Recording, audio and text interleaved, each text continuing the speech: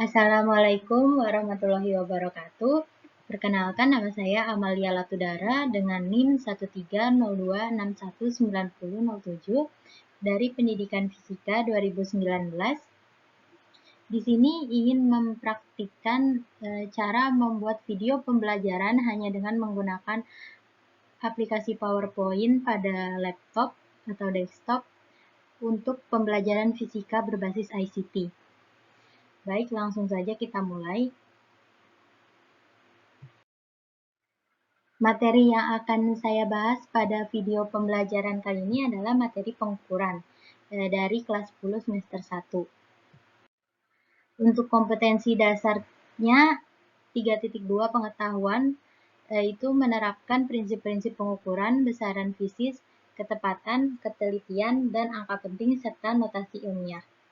Kemudian ada kompetensi dasar keterampilan 4.2 yaitu menyajikan hasil pengukuran besaran fisis berikut ketelitiannya dengan menggunakan peralatan dan teknik yang tepat serta mengikuti kaidah angka penting untuk suatu penyelidikan ilmiah. Baik, langsung saja kita bahas di sini materi besaran, satuan, dan alat ukurnya. Yang pertama, mengukur itu apa sih? Mengukur itu kegiatan membandingkan nilai suatu benda dengan besaran dan satuan menggunakan alat ukur yang sesuai. Kemudian pengertian besaran di sini, besaran itu sesuatu yang dapat diukur, kemudian dinyatakan dengan angka atau kuantitatif. Untuk satuan sendiri itu adalah pernyataan yang menjelaskan arti ukuran dari suatu besaran. Kemudian dalam fisika ada 4 besaran. Nah, di sini jadi besaran terbagi menjadi berdasarkan asalnya terbagi menjadi besaran pokok dan besaran turunan. Kemudian berdasarkan arahnya ada besaran skalar dan besaran vektor. Nah, selanjutnya akan kita bahas masing-masing. Nah, besaran pokok ini apa sih? Besaran pokok itu adalah besaran yang satuannya telah ditetapkan terlebih dahulu dan tidak diturunkan dari besaran lain. Nah, besaran pokok itu, ini dia ada tabel besaran pokok. Ada sekitar 7 besaran pokok. Misalnya besaran pokok panjang itu dalam satuan sistem internasional itu satuannya meter. Kemudian besaran pokok massa satuannya kilogram, waktu satuannya second, dan seterusnya.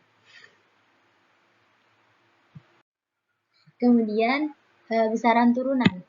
Besaran turunan ini adalah besaran yang diturunkan dari besaran pokok. Jadi dari besaran pokok yang sebelumnya sudah kita bahas dapat diturunkan lagi menjadi besaran turunan. Nah, ini salah satu contoh tabel besaran turunan. Salah satu contoh besaran turunan itu adalah kecepatan dengan satuannya meter per second. Ada juga percepatan, kemudian ada besaran gaya, satuannya Newton, dan seterusnya.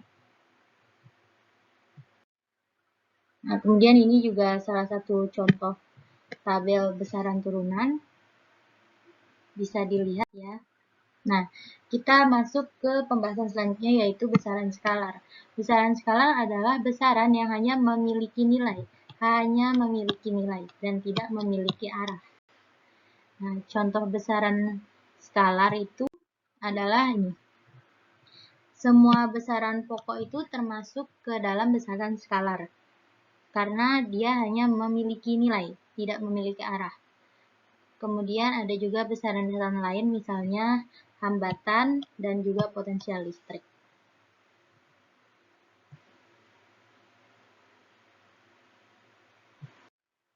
Kemudian apa sih besaran vektor? Besaran vektor ini adalah besaran yang memiliki nilai dan juga arah. Jadi dia punya keduanya, punya nilai dan juga punya arah. Nah, ini dia contoh-contoh besaran vektor. Ada besaran gaya dengan satuannya Newton, kemudian besaran tekanan dan satuannya Pascal. Ada juga berat dan seterusnya ya, masih banyak lagi contoh-contoh besaran vektor. Cukup sekian video pembelajaran hari ini dari saya, kurang lebihnya mohon maaf. Wassalamualaikum warahmatullahi wabarakatuh.